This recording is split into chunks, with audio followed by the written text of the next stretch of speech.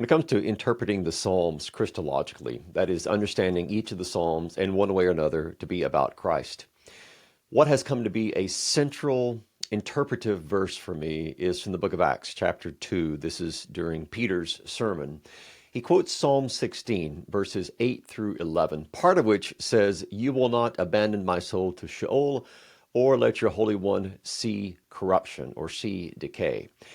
Now, Peter quotes all four of those verses in his Pentecost sermon, and then he goes on to say this. This is Acts 2, 29 through 30. "Brothers, I may say to you with confidence about the patriarch David that he both died and was buried, and his tomb is with us to this day. Being therefore a prophet, and knowing that God had sworn with an oath to him that he would set one of his descendants on his throne, he foresaw and spoke about the resurrection of Christ." Now look that up, ponder those words. David was a king, David was a poet, he was also a prophet.